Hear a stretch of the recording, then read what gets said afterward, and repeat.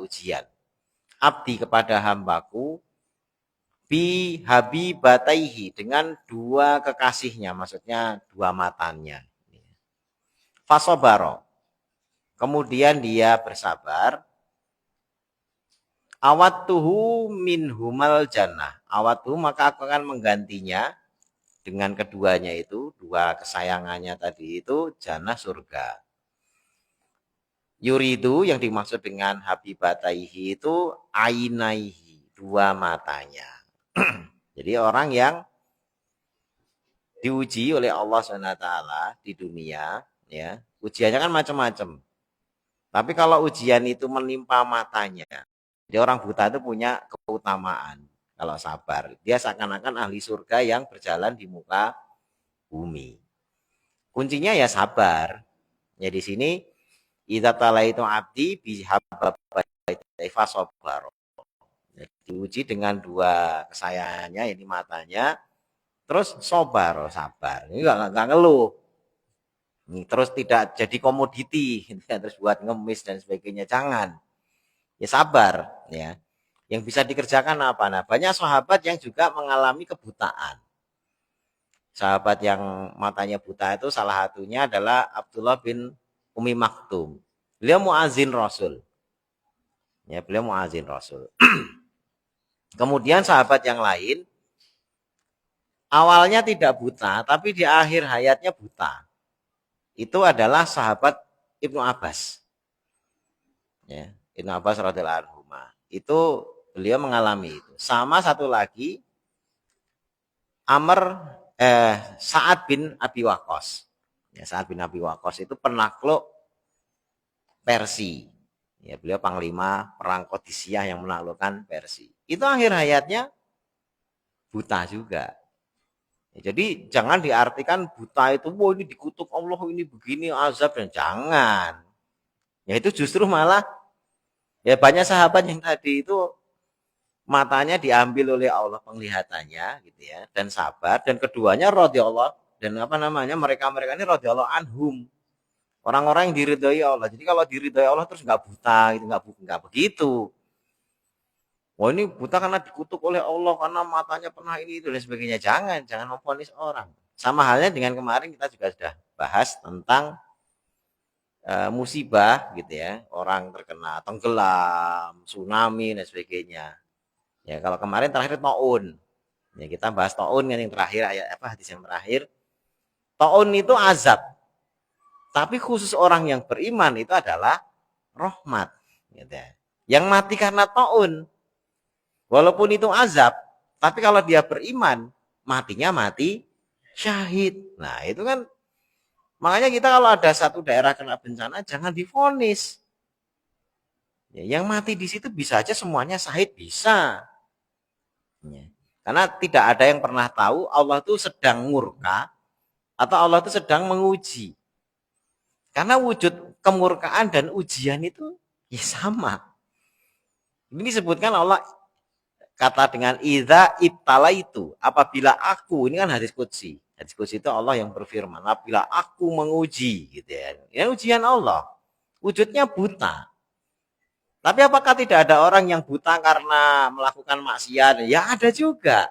Makanya ketika ada orang buta, jangan langsung divonis macam-macam.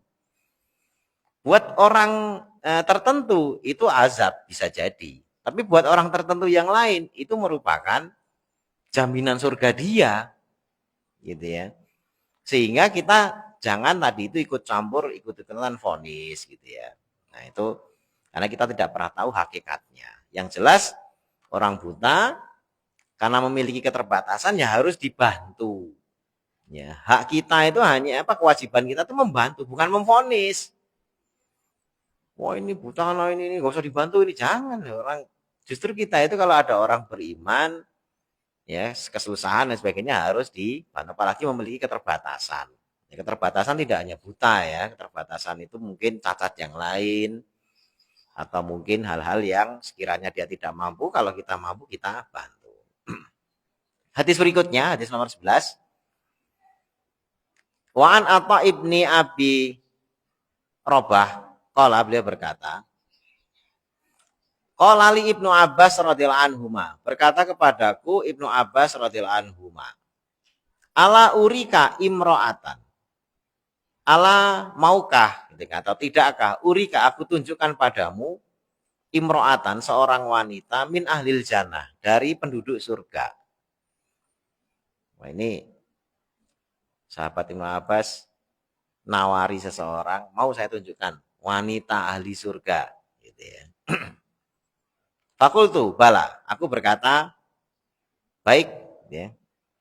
Saya mau gitu ya. Qala berkata sahabat Ibnu Abbas, fahadhil mar'atus sauda, maka itulah wanita yang hitam itu ya. Hadi itu ini gitu ya, dekat berarti ini loh wanita yang hitam ini. Bayangannya udah wanita ahli surga, cantik apa, ini ternyata wanitanya sauda. Sauda itu apa? Hitam. Atatin Nabi SAW, dia pernah mendatangi Nabi SAW. Fakolat, maka dia berkata. Jadi pernah datang pada Rasul, kemudian berkata, ini usri'u, atau ini usra'u, sesungguhnya aku ini kena ayan. Usra'u itu kejang-kejang ayan. Wa ini atakasyafu fada'ulah. Dan sesungguhnya aku itu kalau sedang ayan, itu atakasyafu. Atakasyafu itu tersingkap bajunya. Ya dia kan pakai baju. Tapi ketika kejang-kejang kan auratnya suka kebuka.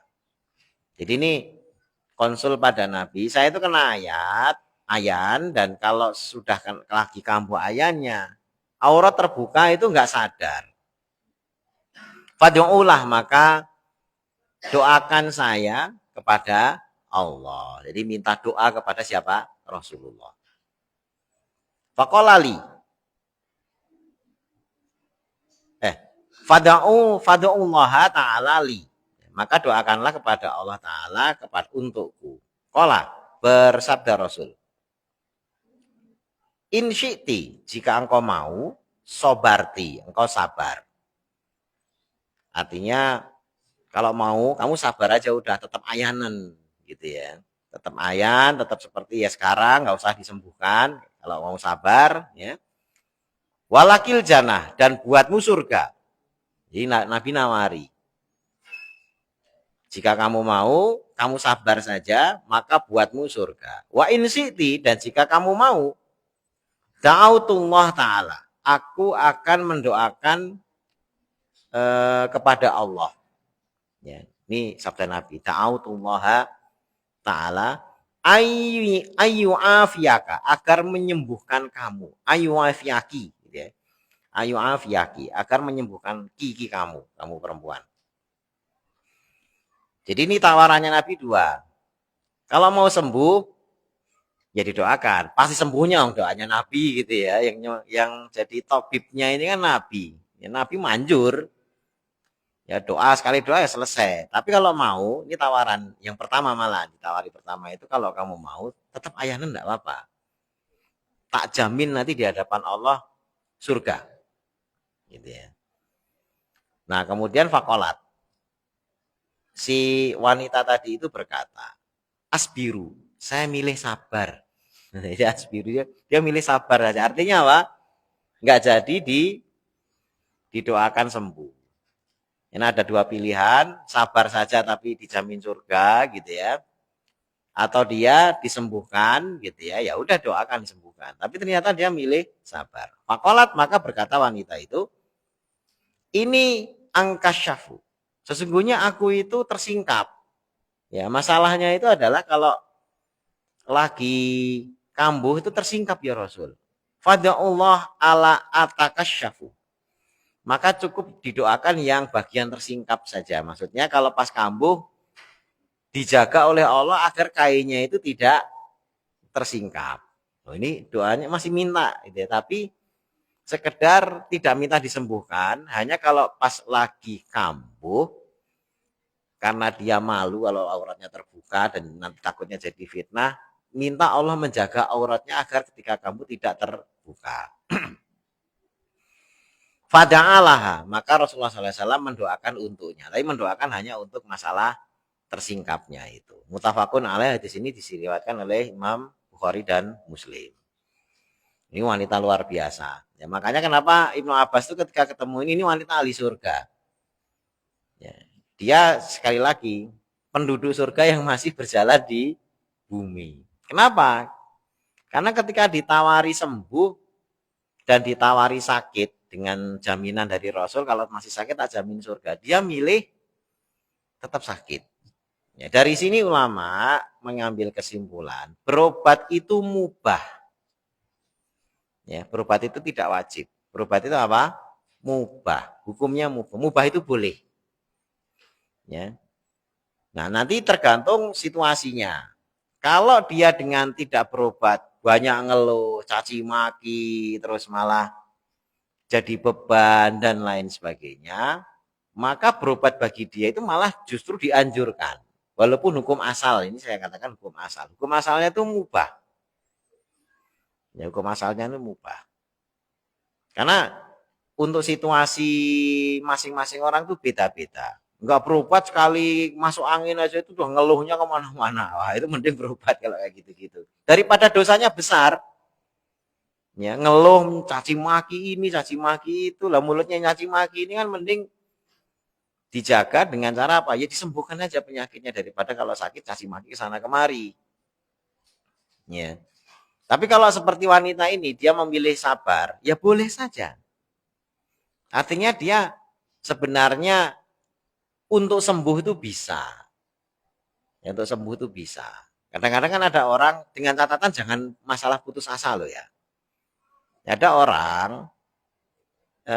sebenarnya dia bisa menempuh sembuh, tapi dia tidak menempuh, terus banyak ngeluh, ya, terus merasa bahwasanya wah ini nggak mungkin disembuhkan, padahal teknologinya itu udah bisa dan bahkan dia sebenarnya mampu bayar dan sebagainya mampu, hanya dia putus asa. Nah, putus asa itu tidak boleh, putus asa itu tidak boleh, karena putus asa itu dari syaitan, ya.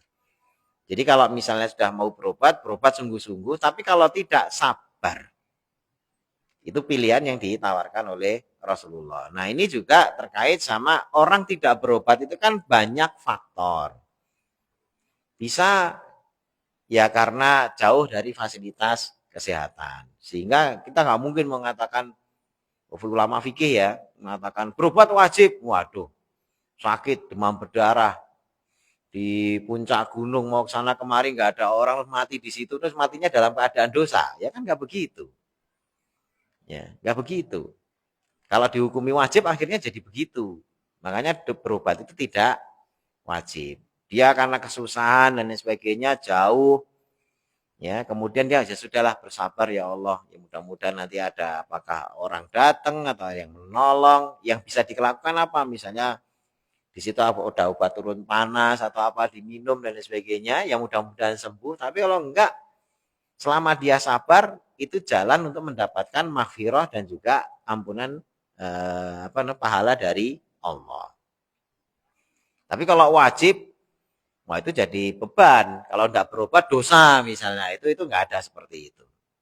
Makanya yang pertama dari sini berobat itu pilihan, boleh ya. Bahkan yang sudah jelas-jelas ada jalur sembuhnya, orang menolak untuk berobat ya nggak apa-apa. Makanya rumah sakit itu juga nggak maksa, nggak bisa maksa. Wah ini sakitnya ini Pak, ini harus dirawat. Padahal BPJS sudah gratis misalnya gitu. Bapak harus dirawat, oh saya nggak mau. Kalau Bapak tidak dirawat, nanti akan begini, begini, begini. Ya, udah difahami kan? Ya, pokoknya tapi tetap saya nggak mau. Gitu. Ya sudah kalau nggak mau tanda tangan. Ya, biar nantinya kalau ada apa-apa rumah sakitnya tidak dimarahi Pemda misalnya. Wah, ada demam berdarah nggak sampai mati kenapa misalnya. Loh Pak ini sudah diomongi pasiennya tapi dia nolak. Buktinya apa? Ini tanda tangan dia tidak mau dirawat. Ya sudah terserah dia. Ya, karena tapi kalau dia nggak mau dirawat, ya rumah sakitnya bebas sudah, nggak punya kewajiban dan dia sudah menolak. Tapi terus di rumah gigil, terus ngamuk-ngamuk gitu. Wah ini gara-gara ini modal ini dan sebagainya. Terus ngeluh-ngeluh, Allah ini nggak adil, saya dikasih penyakit begini. Lah, udah, ini sudah mulai masuk dosa ini. Ya. Udah keluar omongan-omongan yang nggak bener, tiba-tiba pas kayak gitu mati. Bahaya. Mending daripada kayak gitu. Orang-orang kalau kita sudah tahu, apakah itu mbah kita, ataukah itu orang tua kita, bapak kita udah apal tuh wataknya. Sakit sedikit aja itu ngomongannya nggak bener. Ya, mending paksa berobat daripada nanti dosanya besar terus mati dalam keadaan dosa. Ya, itu kita menghindari madarat yang lebih besar. Walaupun saya nolak, saya nolak, nolak. Tapi di rumah anak cucunya itu denger omelannya itu gak berhenti-berhenti gitu ya. Ngomel terus gitu ya. Kasih maki ke sana kemari. Nah, itu biasanya orang sakit kan suka gitu. Kemudian yang berikutnya terkait ayannya sendiri gitu ya. Tadi sudah disebutkan bahwasanya ini penyakit ya secara umum tidak hanya untuk ayan saja. Ya, saya tidak ada untuk ayan saja. Sebenarnya penyakit-penyakit yang lain ya, misalnya sakitnya bukan ayan dan sebenarnya bisa disembuhkan, tapi orang memilih sabar. Misalnya contoh kanker. Ya, itu punya potensi untuk kita itu mendapatkan surganya Allah selama dia menderita kanker itu bersabar dan berharap kepada Allah. Makanya memang yang namanya orang beriman itu ya yang datang apapun silahkan, bencana datang juga oke, selama dihadapi dengan respon yang benar itu hasilnya baik. Kemudian permintaan doa agar tidak tersingkap, nah ini penting. Artinya walaupun dia ya sudahlah sakit nggak apa-apa, tapi karena dia takut menjadi fitnah ketika kambuh, maka ada hal yang perlu dijaga, yakni auratnya, agar nantinya ketika kejang-kejang dalam keadaan, karena epilepsi itu atau ayan itu orang hilang kesadaran. Ya, ada epilepsi yang kejangnya itu petit mal itu kejang kecil lah istilahnya itu ya. Yang kalau yang kejang kecil-kecil itu yang grand mal gitu. Bukan grand mal Bekasi bukan gitu ya. Bukan ya, itu apa namanya? Yang kecil-kecilnya parah. Kalau yang ringan itu tidak muncul kejangnya, tapi hilang kesadaran yang dinamakan aura. Jadi begitu, makanya kalau ada orang ngobrol bareng-bareng atau ngaji bareng-bareng ya, tapi diem gini. Terus di gini-giniin kosong. Diajak ngobrol nggak bisa, udah diem nah epilepsi itu. Nah itu bahayanya kalau lagi nyetir, gitu ya. Lagi nyetir kosong tiba-tiba, gitu ya, kosong gitu ya. Nah itu bahaya kalau lagi nyetir. Makanya penderita epilepsi itu kan, terutama yang epilepsi yang tadi yang tidak kejet-kejet itu, yang kejet-kejet pun juga dia harus hati-hati. Pertama aktivitasnya itu agak hati-hati kalau deket kompor nyala maksudnya. Terus deket gedung yang tinggi, ya. Terus kolam, ya, sama senjata tajam. Karena kalau tiba-tiba kesadarannya hilang, brek gitu samping kompor, wah itu bahaya. Tahu-tahu kebakar dia nggak ngerasa, ya. Atau sampingnya kolam, ya, saya nggak sadar, brek nyemplung, ya. Atau tempat tinggi, itu epilepsi itu selalu diwanti-wanti itu. Nah ini hal-hal yang sifatnya apa namanya. Nah termasuk juga terbuka aurat tadi itu. Kebuka gitu aja orang kan nyangkanya wah ini gila ini begini-begini. Enggak, bukan. Ya bukan gila. Oh, tapi telanjang loh, dia nggak sadar. Ya nggak sadar. Jadi nggak termasuk dalam dosa. Karena terbukanya auratnya dia itu dalam kondisi tidak sadar. Berikutnya hadis nomor 11 tentang bab sabar ya. Wan Abi Abdurrahman Abdillah ibni Mas'ud, dari Abi Abdurrahman yakni Abdullah bin Mas'ud radhiyallahu anhu, qala beliau berkata, Ka'ani seakan-akan aku anzuru ila Rasulillah sallallahu alaihi wasallam, melihat kepada Rasulullah sallallahu alaihi wasallam, yahki, beliau mengisahkan, menghikayatkan, mengisahkan. Nabiyan minal anbiya, seorang nabi dari kalangan para nabi. Shalawatullahi wassalamu alaihim. Semoga sholawat dan salam atas para nabi. Dorobahu kaumuhu, kaumnya itu memukulinya, fa'damuhu, maka kemudian sampai mereka membuat dia berdarah. Dipukuli oleh kaumnya sampai nabi tersebut berdarah-darah. Wahwa yamsahud dam an wajhihi, dan dia nabi tersebut mengusap darah dari wajahnya. Wahwa yakulu, dan nabi tersebut bersabda, Allahumma ya Allah, ighfir li qaumi, ampunilah kaumku, fa innahum la ya'lamun, maka sungguhnya mereka tidak mengetahui. Muttafaqun alaih. Nah, ini ulama menyebutkan nabi itu, jadi ini kisah dari Abdullah bin Mas'ud. Beliau melihat nabi, mengisahkan seorang nabi dari kalangan para nabi, yang mana nabi tersebut dipukuli. Sebagian ulama menyimpulkan nabi itu sedang menceritakan dirinya sendiri. Jadi yang diceritakan ini maksudnya adalah diri beliau sendiri, itu kesimpulan ulama. Nabi ini sedang bercerita tentang dirinya sendiri. Yakni ya banyak kejadian seperti ketika beliau dakwah ke Thaif, itu beliau dipukuli, ya, dilempari batu sampai berdarah-darah. Lari. Bahkan anak-anak kecil itu semuanya diprovokasi, ambil batu, Nabi itu dikejar-kejar, ya, dilempari sampai berdarah-darah. Nah, kemudian beliau pergi dari Thaif, berteduh di tengah perjalanan, ketemu sama dua orang yang bersaudara. Kemudian ditanya, kamu siapa? Fulan. Kamu dari mana? Kami dari Ninawa. Wah, Anda dari Ninawa, itu tempat saudara saya Nabi Yunus. Nabi bilang gitu. Itu tempat saudara saya Nabi Yunus. Nabi Yunus di kota Ninawa. Di bangsa Assyria, atau kalau sekarang Assyria, Mesopotamia, ya, itu di daerah Irak. Kalau dulu orang nyebutnya kota Uruk. Nah, Uruk itu Irak. Nah, itu Nabi di situ dirawat lukanya oleh orang dari Ninawa itu, yang umatnya Nabi Yunus gitu ya. Artinya di tempat kotanya Nabi Yunus. Nah, selesai itu Nabi didatangi malaikat, malaikat gunung. Ya, malaikat gunung, nanti kisahnya ada juga di Riyadhus Shalihin ini. Mas saya ceritakan karena terkait sama hadis ini. Malaikat gunung ini nawari, ya Muhammad, kalau mau saya angkat gunung ini, ya, saya timpakan kepada penduduk Thaif. Sekali angkat, brek dah, gitu ya. Tapi Nabi nggak milih itu. Ya, Nabi milih memintakan ampun. Ya salah satu doanya nih, Allahumma gfir liqaumi fa innahum lah, ya, karena nggak tahu, ya sudah biarin.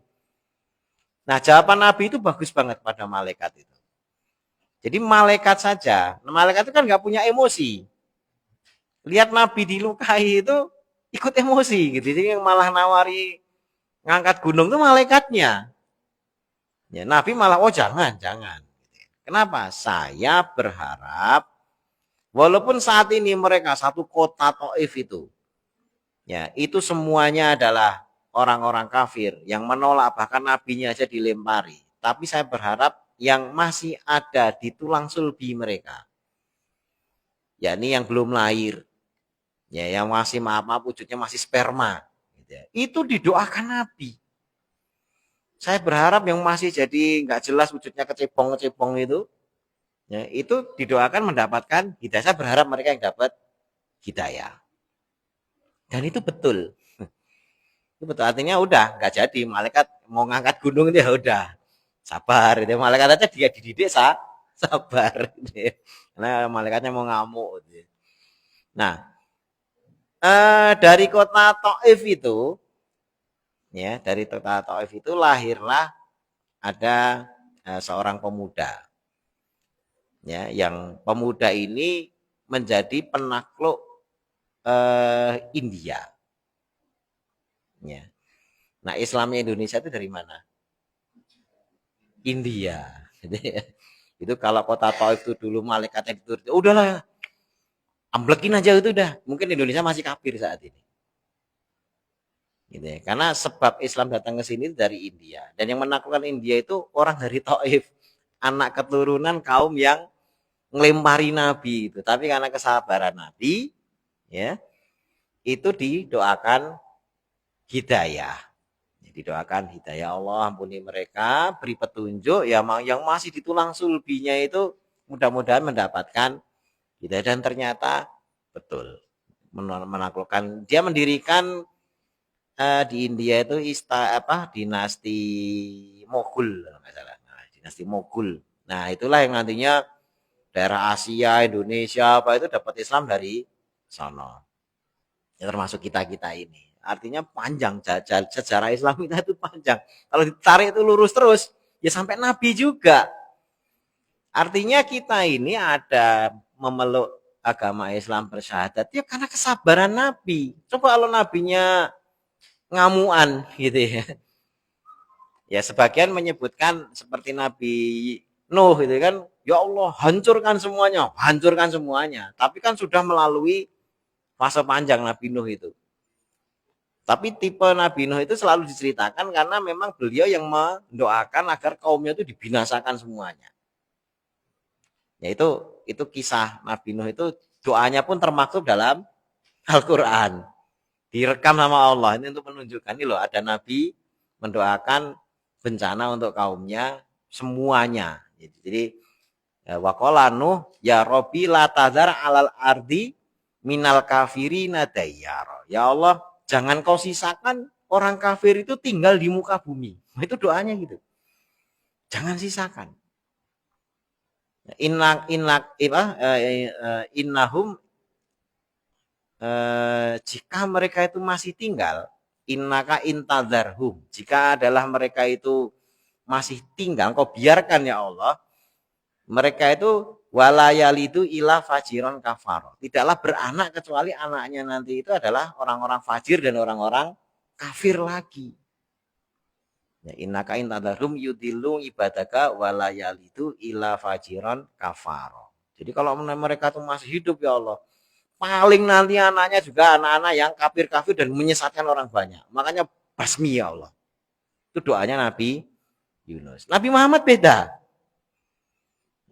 Ya kalau mereka nggak bisa, saya pengen anaknya itu nanti beriman. Oh, ini beda, ini kelasnya beda. Ya. Dan ternyata memberi manfaat. Tapi doa Nabi itu kan makbul. Ya. Nabi Nuh doa seperti itu, apakah ditolak oleh Allah? Enggak. Ya karena permintaan nabinya sikat habis. Ya, yang tinggal hanya orang beriman. Jadi kita boleh husnuzon. Kita itu anak turunnya orang beriman. Ya, yang ikut nebeng di kapalnya Nabi Nuh. Yang kafir-kafir mati semua.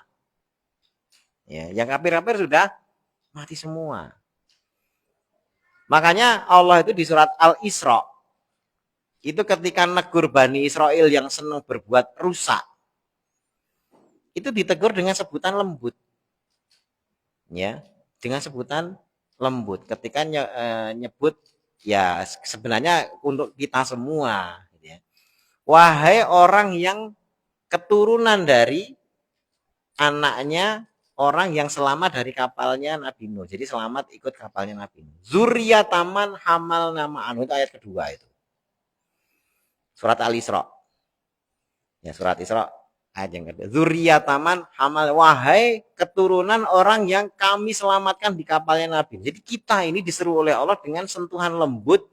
Kalian tuh anak orang soleh.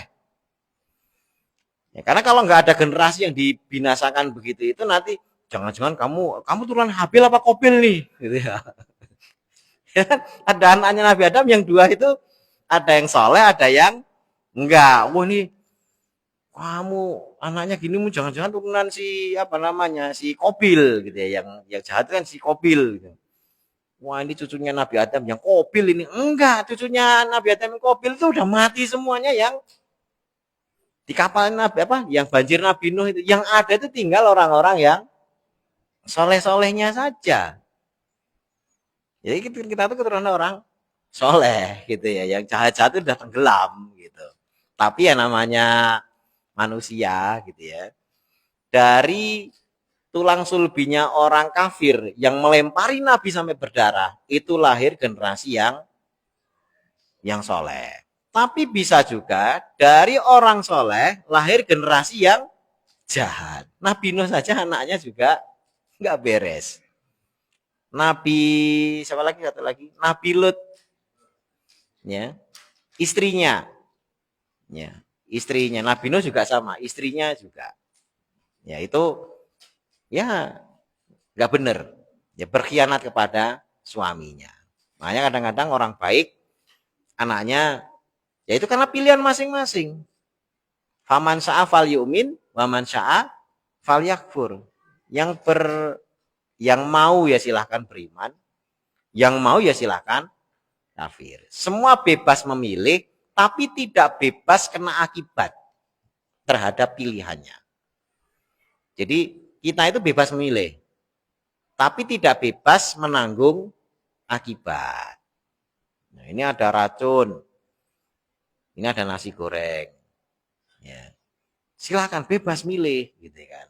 Ya, milihnya bebas, tapi tidak bebas menanggung akibat. Kalau milih racun gimana ya? Nanti akan begini-begini. Kalau milih nasi goreng nanti akan begini-begini. Oh gitu ya, gitu. Habis itu bebas kan milih, bebas. Terus tetap milih racun. Ya, silakan itu kan pilihan. Tapi kalau kemudian kejet-kejet terus mending langsung mati, matinya setahun kemudian gitu ya, dalam keadaan setahun itu kejet-kejet terus ya, itu kan sengsara setahun. Nah itu hal-hal yang dalam hal keimanan itu seperti itu. Makanya jadi mengatakan Allah SWT, sabar ini penting dalam berdakwah, jangan langsung memvonis gitu ya. Nabi mengajarkan kepada kita walaupun itu orang kafir ya, tapi masih punya potensi, siapa tahu keturunannya jadi baik atau siapa tahu dia sendiri juga berubah. Berikutnya, Wa'an Abi Sa'id Abi Hurairah wa Abi Hurairah, dan dari Abi Sa'id dan Abi Hurairah radhiyallahu anhuma, anin Nabi sallallahu alaihi wasallam, dari Nabi sallallahu alaihi wasallam, qala beliau bersabda, ma yusibul muslim min nasobin, ya. Tidaklah seorang muslim yang tertimpa penyakit wala wasobin, ya, juga tidak tertimpa apa namanya musibah gitu ya, sakit, demam gitu ya. Wala ham itu demam ya. Wala hazan, dan tidak pula kesedihan. Wala adza, dan tidak pula gangguan. Wala ghom itu kesedihan. Ya, kedukaan gitu ya. Hatta syaukatu yushakuha, sampai yang namanya duri itu menusuk dirinya. Ila, kecuali dari sebab semuanya itu, ya, dari sebab penyakit, demam, kemudian kesedihan dan lain sebagainya tadi itu, kecuali kafarallahu biha min khotoyahu, akan mengampuni Allah SWT dengannya dari dosa-dosanya. Mutafakun alaih. Wasop itu marot, di sini disebutkan wasop itu juga penyakit gitu ya.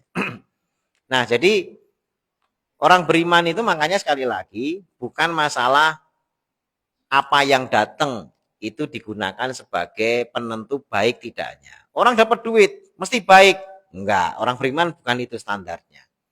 Oh ini lagi bangkrut, pasti buruk. Bukan itu. Ya, orang beriman itu baik tidaknya ditentukan oleh respon. Bukan siapa apa yang datang, tapi respon kepada apa yang datang. Dapat duit gede, tapi terus foya-foya, itu keburukan.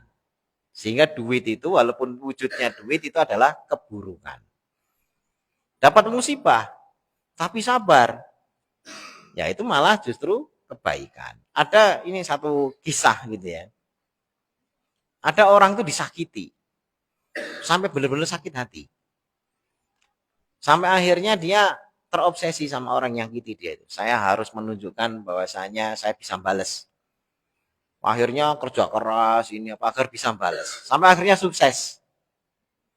Sukses, akhirnya pengen balas. Tapi begitu dia pengen balas, dia mikir, lah selama ini kesuksesan saya itu terinspirasi ingin bales. Jadi energi yang muncul ketika dia